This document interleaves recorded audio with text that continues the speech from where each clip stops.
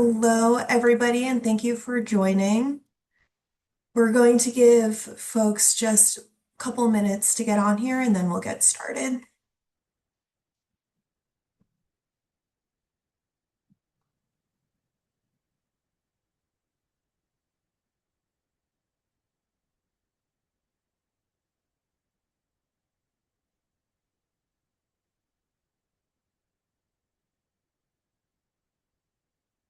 Welcome, everybody, and thank you for joining us for today's webinar on WA Cares Basics. My name is Sam, and I am the Communications and Marketing Manager at the WA Cares Fund, joined by our two Outreach and Language Access leads, Sebastian and Logan.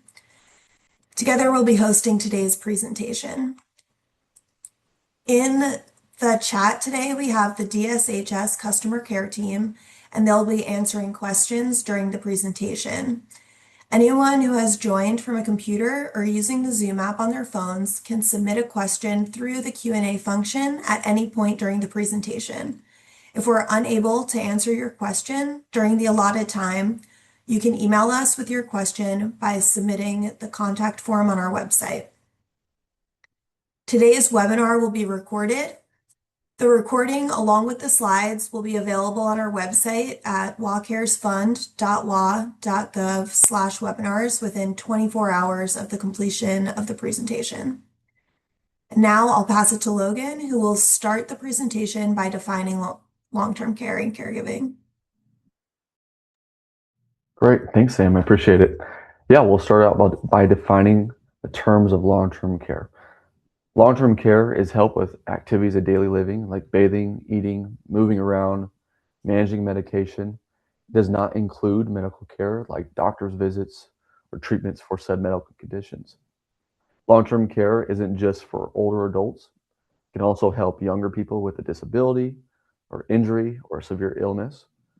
And a lot of people think 咁有 long-term 好多 care 人咧都係話 in a nursing home or assisted living facility, but could 그리고 also 보통은 include 요양원이나 in-home 어떤 other 보조 services. 생활시설에서 사용하는 Walker 것을 Fund covers 생각하시지만 in-home care 사실은 means services like home modifications, home delivered meals that help you live at home as you age. In-home care can also make support mental and emotional well-being in addition to physical support.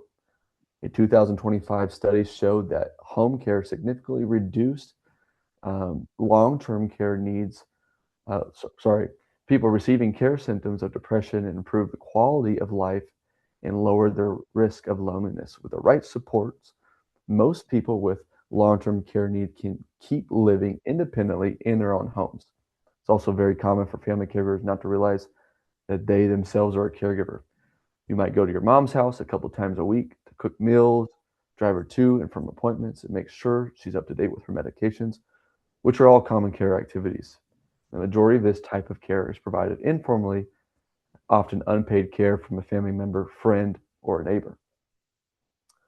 Before we dive into the program details, we just really want to gauge our audience experience with the WA Cares Fund. So those that are familiar with the WA Cares Fund, maybe you can just react on emoji or lift your hand just to see your understanding of the WA Cares Fund. Anybody that's familiar with it or heard of it before?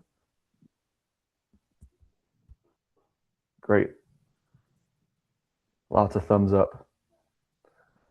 We'd also like to see those that may have had experience in the past as a family caregiver or in the caregiving field or are currently a caregiver. Maybe you can react as well with the emoji.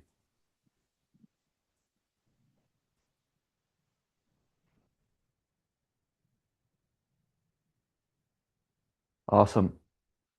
Looks like we got several there. Reality is we all have care stories in our families and our communities.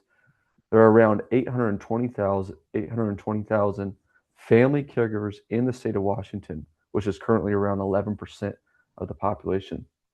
Here's a story that we will share from Washington family doing the kind of caregiving that the WA Cares Fund will support. One of the elements that people miss is what is the care for the caregivers? My dad has dementia, Alzheimer's. The major issue that we face as a multi-generational family, or I'm doing my job, my working, I have to look behind and make sure that he's safe or he's not doing the things he doesn't need to do. Even though my mom is being taken care of, she has become a caregiver for my dad.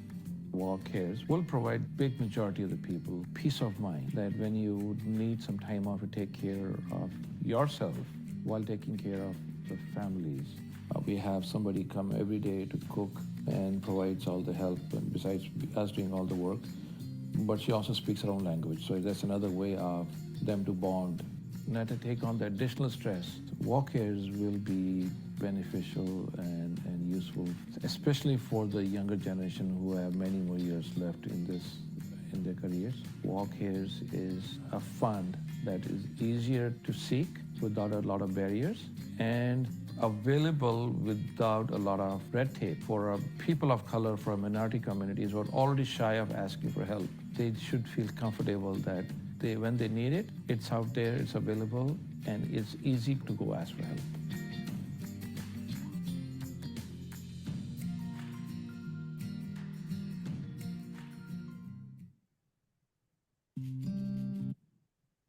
The reality is that we're all at a high risk of needing long-term care. Studies show us that about 70% of us will need long-term care at some point in time in our lives. But that risk comes with a high cost. Just getting 20 hours of home care per week for 6 months costs around $23,000 in total. And even if you have a family member to provide care, it's important to keep in mind the devastating financial impact family caregiving could have on them. And because long-term care is not medical care, it's not covered by most health insurance or Medicare, except in very rare circumstances. It typically only is covered by Medicaid after you've spent down your life savings just to $2,000. Paying for long-term care is a problem, faced not just by lower income families. Most of us don't have enough retirement income savings to live comfortably, much less to cover the high costs of long-term care. Even if you do have some retirement savings, very few people have enough to get by. 41% of Washington state workers near retirement have no projected retirement income from a pension, 401k, or Roth IRA. Another 42% have no pension and only enough 401k or IRA savings to replace less than 10% of their pre-retirement income. That means over 80% of us don't have enough savings to pay out of pocket for care as we age. A public insurance program like the Wild Cares Fund gives workers a more affordable way to pay for their long-term care needs by allowing them to contribute while they're working and when their income is higher. They can access money to pay for the care that they need later in life when they're on a fixed income. Covering all workers also helps keep contributions low. And once you retire, your contributions stop. This approach to paying for long-term care is also more affordable than private insurances at the time when people need access to care. Unlike private insurance, which typically requires you to pay out of pocket for 90 days before you can access benefits, the Wild Cares Fund has no deductible or waiting period. This issue is especially critical because our population is aging quite rapidly. You can see here on the slide, the population of Washington state seniors 85 and older, is the red line on the graph, will more than quadruple from 2025 to 2050.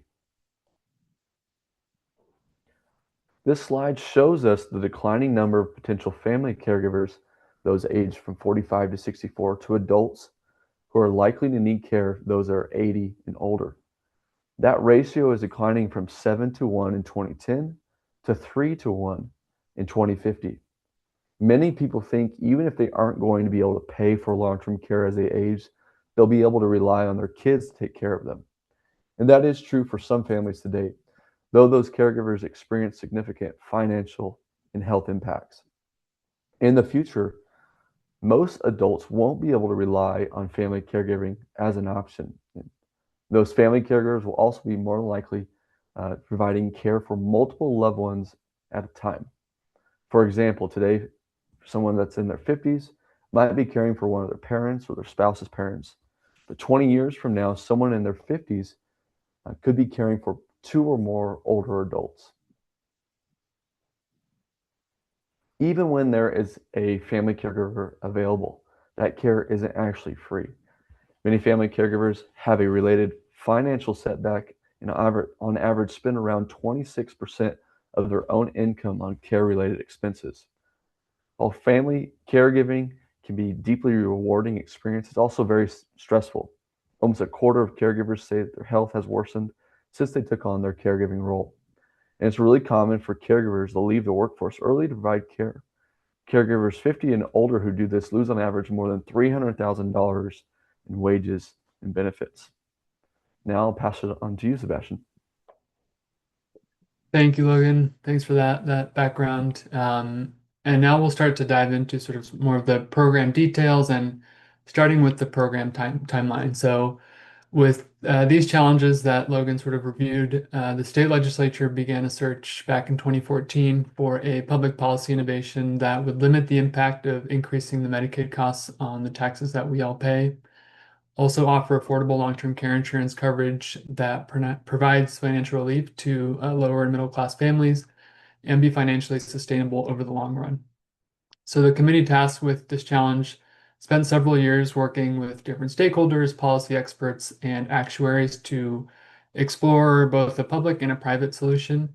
And after that extensive research, they found that a program like WellCares that covers everyone, so similar to Social Security and Medicare, is really the only way to provide affordable coverage for all. Public pension, healthcare, and long-term care insurance programs where all workers participate have also been successful throughout the world in many other countries, primarily because this approach keeps contribution rates low and ensures coverage for everyone regardless of their age, their gender, or health status. So after considering a variety of options, in 2019, the legislature passed a law creating WellCares. In 2022, the legislature made improvements to the program's coverage and benefits. And in July of 2023, workers began earning benefits. In 2024, the legislature gave workers the ability to take their benefits out of state, which we'll talk about later on as well. And last year, the legislature created a market for supplemental private insurance policies that will work seamlessly with WellCares. This market is expected to go live by early 2027.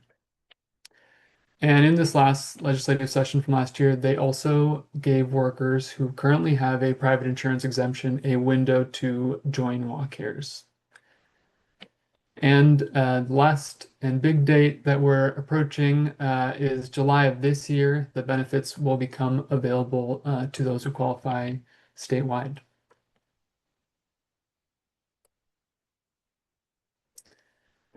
So to earn benefits, you automatically contribute 0.58% of each paycheck during your working years, and you only contribute while you're working. Like we mentioned, right, if you become unemployed or retire, then contributions stop. And everyone is covered at the same low rate, regardless of pre-existing conditions.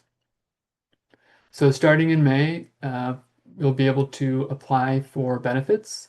And you'll need to meet a contribution requirement as well as a care needs requirement, which we'll get into more detail here later on as well.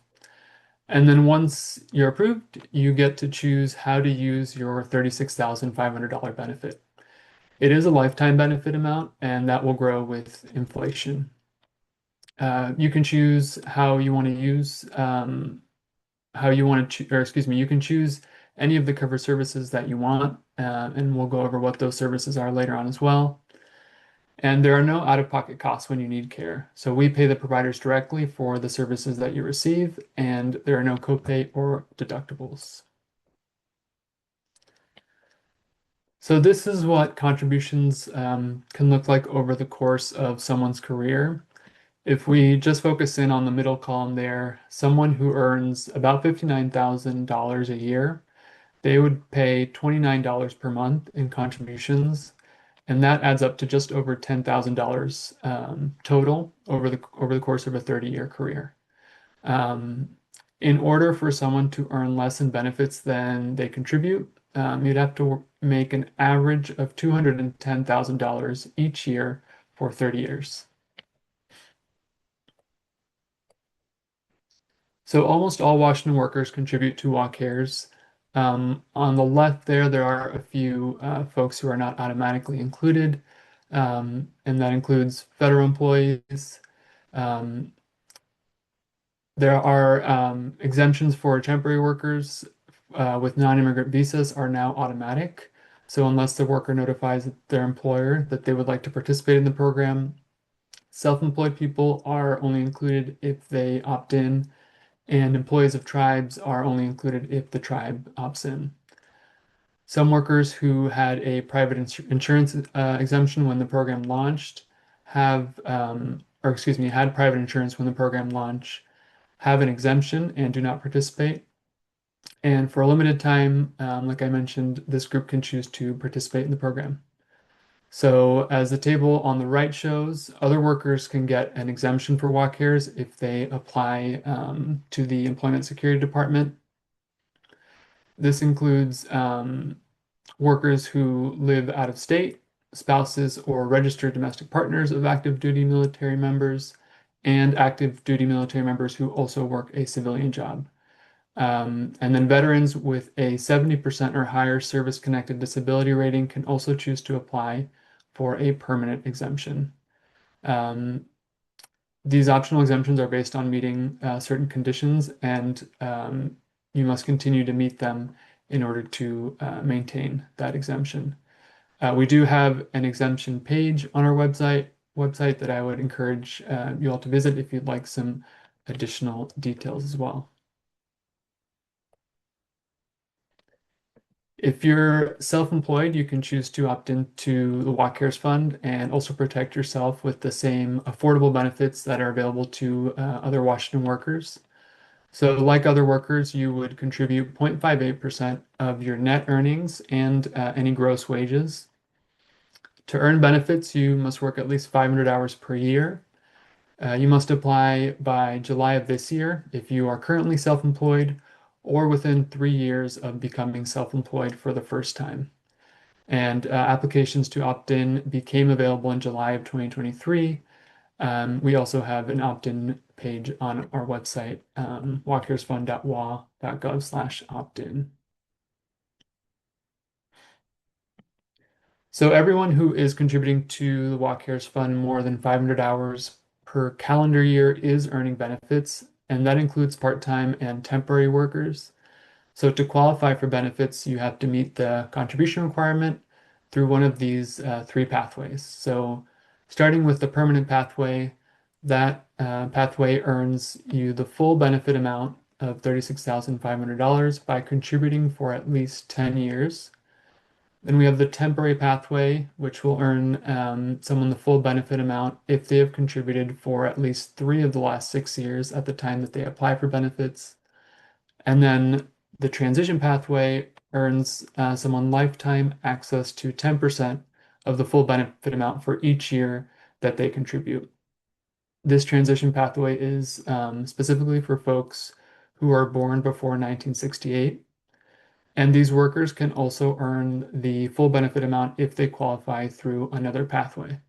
So maybe someone who is born before 1968 and retires, but then continues working part-time. If they're working at least 500 hours per calendar year, they could continue and would continue contributing to the WACARES Fund and maybe earn access to the full benefit amount through one of the other 2 pathways.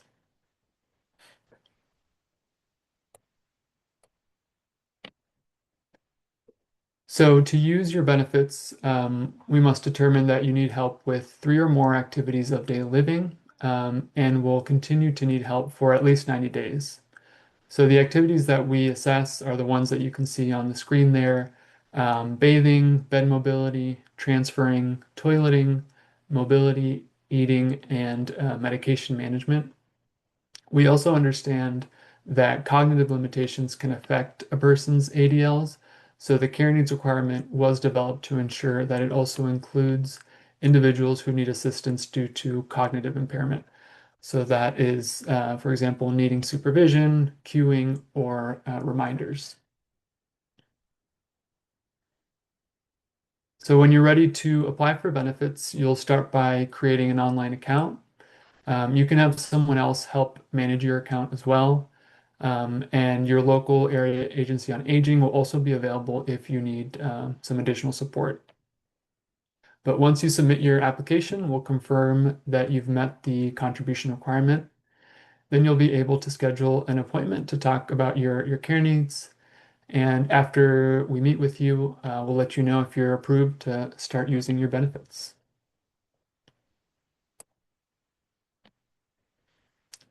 So as I mentioned, benefits will become available July 1st of this year, but there are some other key dates that we want to share with you all before then. So before that statewide rollout in July, we will and are piloting our entire systems in Lewis, Mason, Thurston, and Spokane counties with a limited number of applicants. Residents of these counties can begin their application and have begun their applications on January 6th. Then on April 1st is when you'll be able to create your online account. In the online account, you'll also be able to check your annual contribution statements, and that will also be where you eventually apply for benefits. On May 18th, applications for benefits will open statewide. And again, the big date, July 1st, is again when benefits will be available statewide and folks can start receiving services. So once you've been approved, you can use your benefits to receive any covered services and supports from a WalkCares provider. So that's what you see there, the list of services, covered services. So for example, you may want to choose services to help you stay in your own home. That can be in-home care, home modifications, home delivered meals, or adaptive equipment and technology. We also cover many services that support family caregivers. So you can get paid care from a loved one, including your spouse, or you can get respite care so that they can take a break as well. We cover education and consultation to help them manage your care, dementia and behavioral supports, and care transition coordination to support you when you leave a facility like a hospital. You can also choose to receive services in your community. So things like an adult family home or adult day services, or you can choose to receive care in an assisted living facility or nursing home, including memory care. So you might be wondering how far the benefit amount will go. For about a third of people who need care for a year, or about a third of people need care for a year or less. So for those people, depending on the services that they choose, WalkCares will be able to cover all or most of the care that they need. For others, WalkCares will be able to provide your family with immediate relief and also time to plan for future care costs. So here are just some examples of how you could, use your benefits. If you'd like to pay a family member, for example, for their care, you can receive care for 10 hours per week for 2 years and also get care supplies for under $35,000. If you want to make your home more accessible to be able to keep living there independently, you can make home modifications, install a personal emergency response system, and also get meals delivered for 3 years for just over $36,000. And if you need short-term help after an accident, you could get in-home care for 20 hours per week for 6 months, install a ramp, and buy safety equipment for less than $29,000. So WalkCares provides a modest benefit for a modest premium. Some workers may want additional coverage in case they need care for longer or in a more expensive facility. So the legislature has created new standards for supplemental private insurance policies that are designed to work alongside the WalkCares benefits. So this is similar to how Medicare works. The public insurance provides a foundation of financial security for everyone, and then private options are available for those who want more coverage. Supplemental private policies will kick in seamlessly once you've used your Walk Here's benefits. And the supplemental market will give consumers options really for coverage amounts and prices, but policies should be more affordable than current private insurance policies, primarily since Walk Cares will be covering the deductible.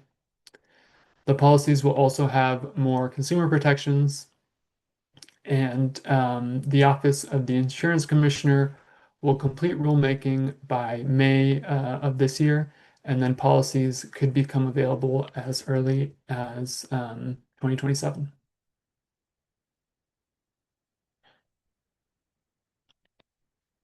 And also starting in July, you can choose to continue participating in Walk Cares if you leave the state.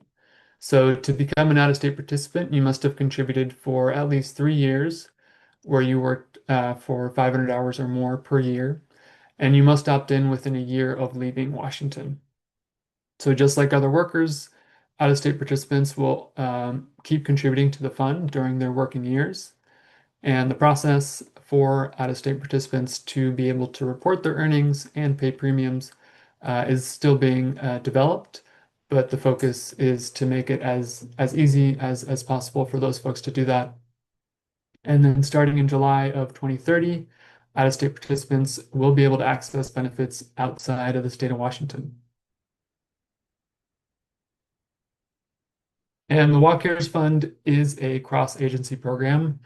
So there are multiple state agencies that have a role. The Department of Social and Health Services will process your benefit application and determine your care needs and also manage provider registrations. The Employment Security Department manages exemptions, works with the employers, and processes opt-in requests. We also have the Healthcare Authority that handles the provider payment, and the Office of the State Actuary is responsible for the ongoing financial analysis. And with that, that will open it up for Q&A. If you do have a question, please use the Q&A function at the bottom of your screen.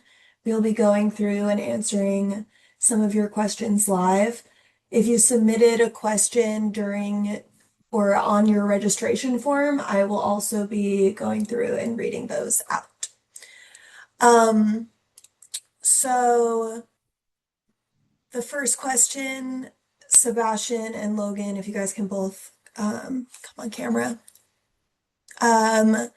Is there going to be support for clients who are approaching the end of their benefit amount and still need ongoing care?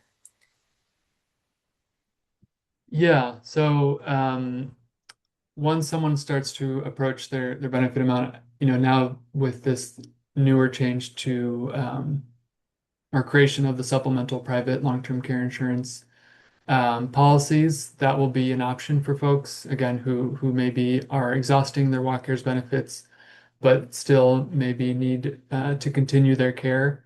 They'll be able to, starting in early 2027, be able to purchase those supplemental policies, which will be more affordable, right, than going into the private market for long-term care policies, and be able to continue that care as needed. Yeah.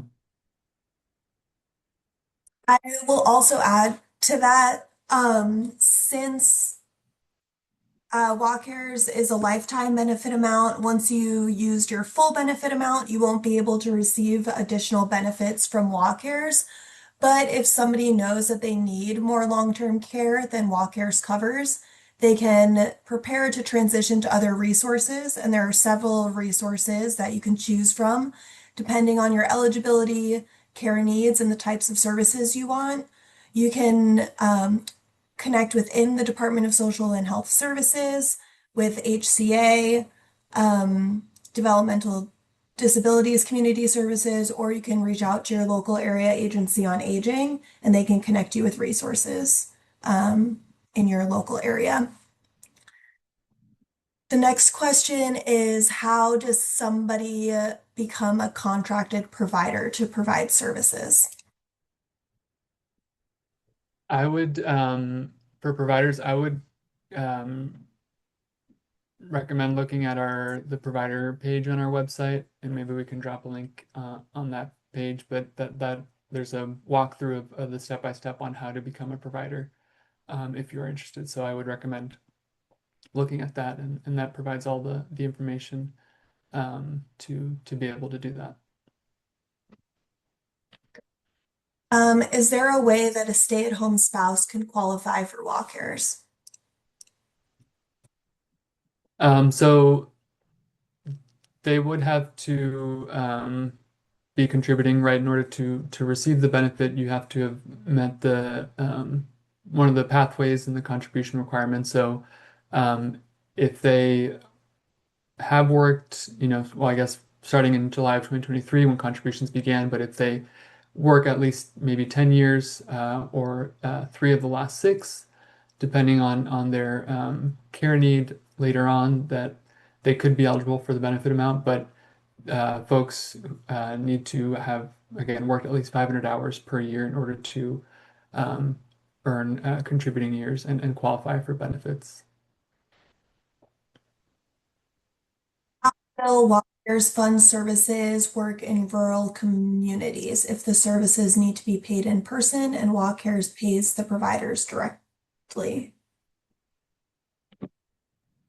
Sam, Yeah, can you repeat that question, please? You cut out for a moment. Yeah, sorry. How does using walk-cares benefits for services in rural communities work if services need to be paid in person and walk-cares pays providers directly?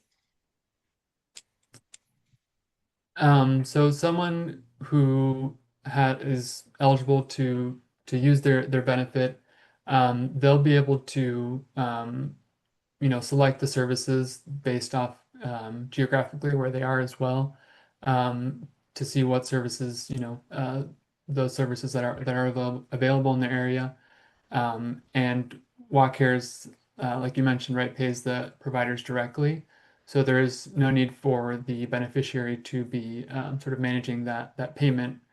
And again, once that payment or the service is received, right, then WalkCares will pay that provider for that service. Um, do benefits have to be used on yourself? Can you use them on other people in your family, like an adult child or somebody who with a disability who has never worked? Yeah, that's a good question. So the benefit is not transferable, meaning that the beneficiary is the person who has contributed and met the contribution requirement as well as the care needs requirement. So the beneficiary, again, is the one who will be able to, right, select the services that they want, but that benefit amount is not transferable to a family member or someone else. Um, If a person chooses to pay a family member or loved one to provide care in their home, how will WalkCares pay them directly? So there are a couple ways for someone to become a family caregiver. Um, they'll One of them is and Sam, if you remember, I'm trying to remember the name of the. Two ways that you can become a paid family caregiver. One is through CDWA, and the other one is through a home care agency. So one of those two places will be your employer, and you'll get paid through your employer. So you'll have to go through a process to become a paid family caregiver. And then after you complete that process, you'll be able to get paid. Um, there are some questions about paying taxes on benefits. Unfortunately, we're not able to advise on taxes, so you might want to connect with a tax specialist or the IRS for more information on taxes.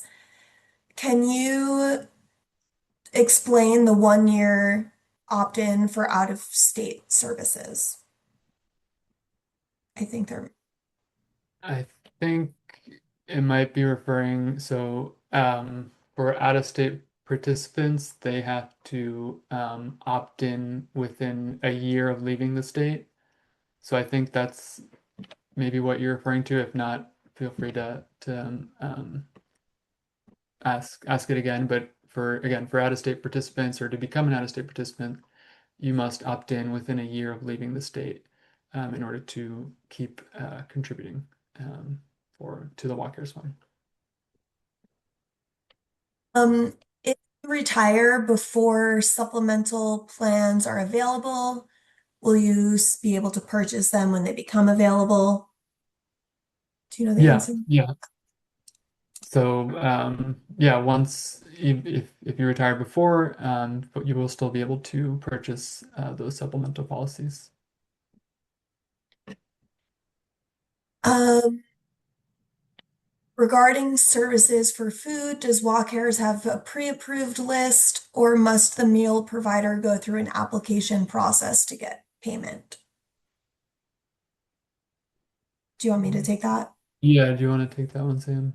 So all of our provider, in order to be paid with WellCare's benefits, providers must be registered with WellCare's and go through the application and registration contracting process to become a provider.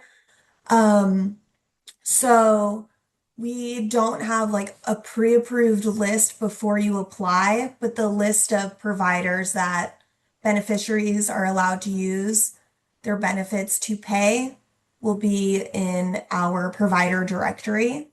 But any provider can apply and see if they meet the minimum qualifications and apply to become a registered provider. Is there a way that somebody can be exempt from law cares if they are going to retire outside of the US? So we did mention those conditional exemptions, right, out of state, for example, if you live out of state, and then there was also a permanent exemption for the veteran with the 70% or higher service-connected disability rating.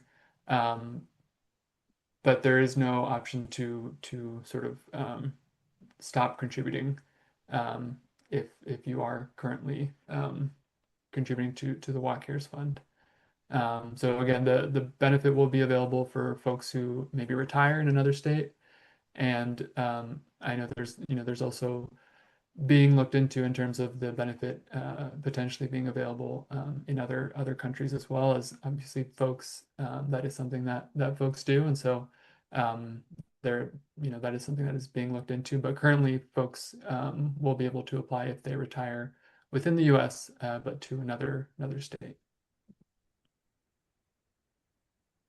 Are we able to request a presentation at our organization and speakers to go over this with our employees? Oh yeah, so yeah, we'd be happy to work with you on that. We do have a speaker request form on our website, and that would be the best way to get routed to our team, and then be able to connect on yeah, sharing more information, presentation with your organization. Yeah, we'd be happy to do that.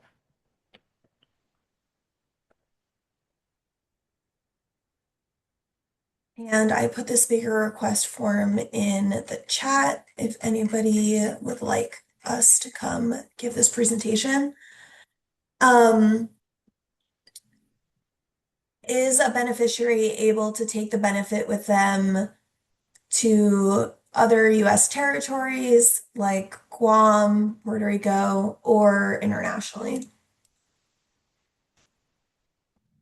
I I might defer to you on Sam on that one. I guess I don't know for sure Yeah. in terms of those Um, territories. We are still working on finalizing what the out-of-state benefits are going to look like. It is beginning now, and more information will be available on our website as it becomes available. You can also sign up for our newsletters to stay up to date on the most current information as it relates to out-of-state benefits. Um, doesn't look like there's any more questions in the Q&A. I'm going to switch to the registration form really quick and ask some questions from that, and then we'll come back to this Q&A area. Um, Looks like am, am I able to use WellCare's benefits if am I able to opt into WellCare's if I am covered by other insurance and retired? so the walk cares, if I guess um, if you have already retired, contributions began in July of 2023. Um, so depending, on the year that you retired, but um, there may be an opportunity there for the transition pathway, right? If you were born before 1968 to earn a prorated amount of the benefit.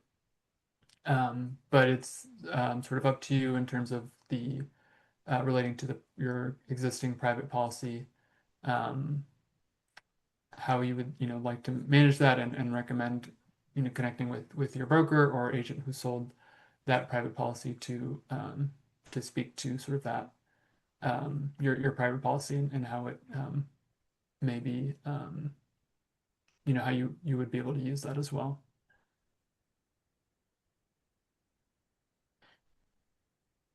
Um, what is the expected turnaround for caregivers from the time of the application? Sebastian, do you know this one? Or any chance to take it? No, yeah, go for it, Sonia, if you have time. So, the application process or time varies based on if you're going through CDWA or a home care agency. It's best if you reach out directly. There's some information on our website about the process, but each um, pathway requires different things. Um, so you can reach out to them directly and find out what their application process looks like to be employed by them. Will beneficiaries without an exemption be eligible for benefits regardless of their immigration status? Yeah, thank you for that question. Yeah, so regardless of immigration status, folks who meet the contributions requirement and have a care need will be eligible for the benefit that they have earned. Yeah.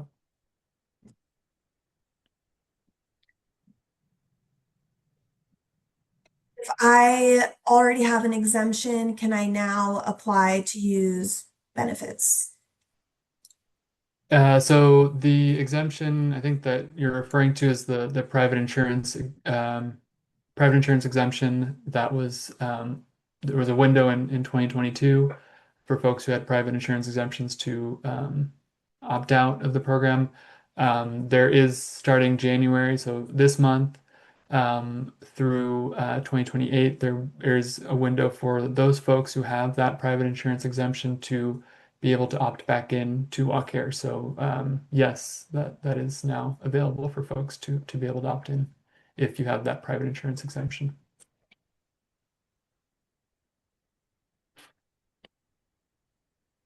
Okay, thank you. I'll give folks just another minute or two to ask any questions. If you do have a question that you think of after the webinar is over, you can contact us by phone or email. I'll drop that in the chat right now, and we can get back to you directly. If you work a low grade job, do you have to work 30 years to get both full benefits, or can you still get 36,500? Yeah, so the contribution is a percentage, right, of everyone's paycheck. So that obviously is according to how much the annual salary is or salary in general. Um, but once if you meet if you're working at least 500 hours per year, right, and meet one of the contribution pathways as well, and then have a care need, then you'll be eligible for that full benefit amount, right? So the full benefit amount is the same for everyone, and the contribution is just that percentage of 0.58% of each paycheck. How many years do I need to contribute before retirement and getting benefits if I rejoin the program now? Yeah, so if you were to rejoin, the sort of near retiree pathway is for folks who are born before 1968. So if you are born before 1968 and rejoin, then you can earn a prorated amount, so 10% of the full benefit amount for each year that you work, again, at least 500 hours per year. So really, within that first year, you could earn 10%, right, of the benefit amount, and then additional 10% for each year that you continued working past that as well. If you use your full benefit amount and then go back to work, do I have to continue contributing? Yeah, so contributions are while you work, while you're working, right? They stop when you retire or if you become unemployed. But if you, have used your benefit amount and then continue working, then those contributions will also continue. If I work for 10 years, would I qualify for a full benefit or just temporary benefits, partial benefits? Yeah, so the 10-year pathway, right? If you work for at least 10 years at any point in your career, then you can qualify for the full benefit amount, right? So 36,500 when you also, of course, meet the care needs requirement or have a care need. So Great. And if anybody else has any questions, you can contact us, and our customer care team will get back to you via phone or email. Next slide.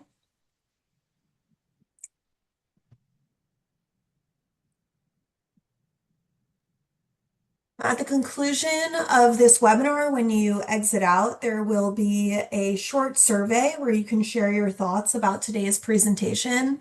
We would really appreciate your feedback if you could complete the short survey. Next slide. You can find today's webinar materials, the recording of this webinar, as well as registration for upcoming webinars at our website at lawcaresfund.wa.gov/webinars. You can also follow us on Facebook, Instagram, and LinkedIn, or contact us by email or phone at the numbers listed on your screen.